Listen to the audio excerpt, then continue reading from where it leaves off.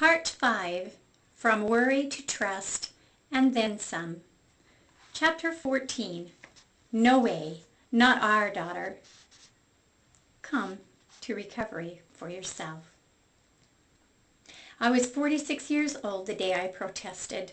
Not me, not my daughter. It just can't be. I sat alone at the edge of her bed, trembling. The pink walls surrounding her basement bedroom were such a contrast to the fear, devastation, guilt, worry, and betrayal I felt. A numbness stole over me like a cloak as I wondered how I'd confront her and how I could possibly tell Dan. I'm sure it's my fault, I thought, as I sat holding a meth pipe in my hands in the confines of her small room. It's probably because I started this new home business. It seems as though I'm always becoming overly involved and then something bad happens. Dan and I had started business about a year earlier where we'd helped young people live rent-free in the homes of older people who needed services. The company was called Service Quest, and although we were determined to keep my commitment to only a few hours a day, it gradually began to take up more of my time and thought. I was also often involved in the challenges Joseph, our adopted son, was having, giving little time to my teenage daughter. Life took on an unreal sense. Our daughter, our beautiful daughter, taking drugs. How could this be? Why didn't I see the warning signs? Why did I turn my back on her to focus elsewhere? Where could I turn? Where could I get help? Surely the world could not keep turning as if nothing were wrong with such a tragedy as this laid right out in plain sight. My discovery took over all thought and reason that morning. Then somehow I remembered Shirley. Shirley, a fellow church member, had once mentioned support groups in our area that were being offered for families who had children with substance abuse problems. I knew I had to do something fast. The enormity of the situation and the fear in my heart could quickly suck me right back into the clutches of depression or conversion reaction. I called Shirley and went to a meeting with her that night. The meeting was held in a room of our church. About 12 people attended, and they all seemed very friendly as they embraced one another. I sat quietly by Shirley, observing this family reunion of sorts, till the group leader called the meeting to order and someone offered a prayer. The group leader offered some inspiring stories and ideas. Then each person in the circle shared their challenges, faith or hope. After each person shared for about 5 minutes, it was my turn. I opened up my heart and laid bare my pain, worry, and fear. I felt as though God's big dump truck of love had come into the room, unloading his love and loading up all our collective pain and carrying it out, leaving us all lighter and filled with more hope. Following the meeting, a mother of many children who had gone astray gave me a hug and said, "Don't come to recovery for your daughter. Come for yourself. There's something here for you to learn." Another person said, "You didn't cause this problem. You can't control it. You can't cure it." Feeling guilty doesn't help. What you need to do is turn it over to the Lord. Listen and follow his directions. He can cure it. They were both right. As I attended these 12-step recovery meetings, I realized that I did need to be there for myself. I learned that I am an addict too. I am addicted to approval. I want my daughter, my husband, and everyone else to approve of me. And also, I have a difficult time when I can't be in control of my time, my family, my money, and the events that occur daily. Some refer to this behavior as being codependent, a state of being dependent on control. It is a combination of beliefs and habits that do not create but may add to the problems, such as teenage drug abuse and marital misunderstandings. I also realized that codependency was a contributing factor relating to my bouts with depression. It was at this 12-step recovery group that I learned about Lifeline, a drug rehabilitation program that eventually helped our daughter. We were involved in Lifeline for 9 months. I believe I would have experienced another major dysfunctional depression if it were not for the safety and wisdom I gained within the circle of recovery.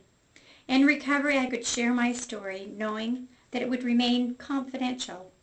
At the same time, I could come away with empathy, wisdom, and understanding.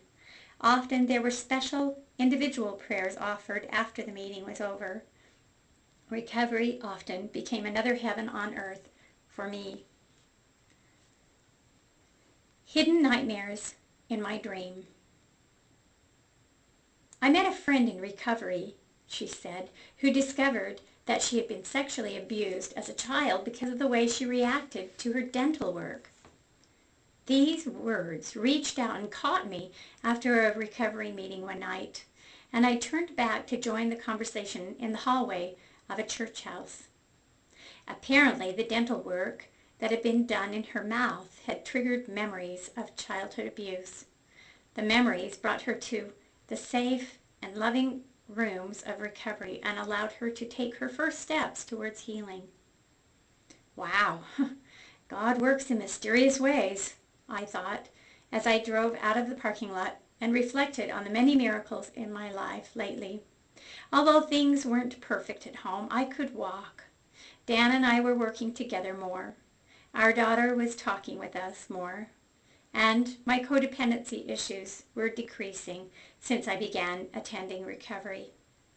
Storm clouds had already captured the sky as I drove home and pushed the button to open my garage, then drive in. The house was quiet and dark. I must have talked longer at recovery than I thought. I felt guilty about being absent for family prayers as I pulled the nightgown over my head and slipped into bed beside Dan. Sleep soon carried me away. No, no, no! I spit and choked the words out with revulsion and hatred as I sat bolt upright in the bed. Hot, angry tears spurted from my eyes, and I screamed, "No!" Dan woke with a start as my arms propelled up and down and began angrily beating on the bedspread, wanting to shred the memories of the night. "It's okay, honey, I'm here. You're all right," he soothed over and over until finally I lay spent, exhausted, defeated, and sobbing. Dan cradled me in his arms as I told him of my memories. They came in a very disjointed way, like a collection of faded, cracked, old slide pictures, many of which had been lost over the years. About all I could piece together was an elementary age, my friend's brother, a teenage boy. I wanted to play at my friend's house. Cement walls in the basement. Bullet holes in the upstairs wall. After school hours. Playing at her house. Secrets.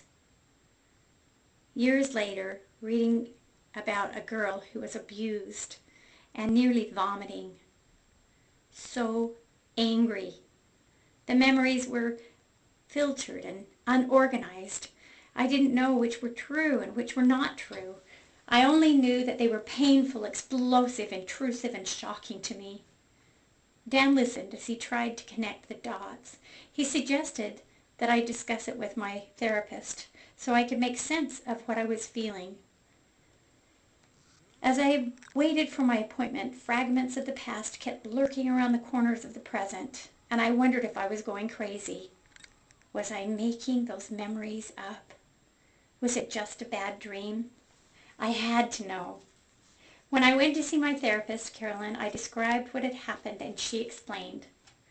Whenever we have something happen to us that is too difficult for us to process, our minds have a way of creating a safe story for us. In summary, she explained, you have lived many years believing a safe story about you and your friend and how you used to play together. But now that you're emotionally strong enough to process the truth, the memories are surfacing.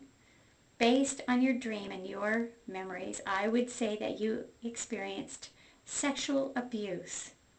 It seems that your need for approval with your friend caused you to go along with this abuse with a teenage boy and keep it a secret. My hands became cold and clammy as she spoke. I just looked at the floor. You should look at this discovery, Patricia, as a good thing, Carolyn encouraged.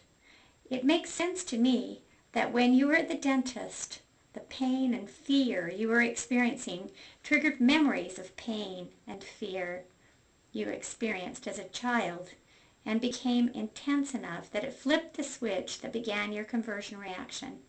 The good news is that now we know how it happened. It will be easier for us to be able to walk through the pain and anger towards healing. I heard one doctor say that often those who were abused as children are among the most compassionate of all people. Her openness and encouragement brought me to look up into her kind and honest eyes. Her long brown hair framed her face as she waited for me to digest all that she had said. Carolyn's office was in the same building as the hypnotherapist, and as I left that day, I stood on the landing to watch the ducks and the willow trees again. Though my pain was still open and very raw, and although I still questioned what I had just been through, I could see that I was indeed feeling freer as I faced the next level of healing.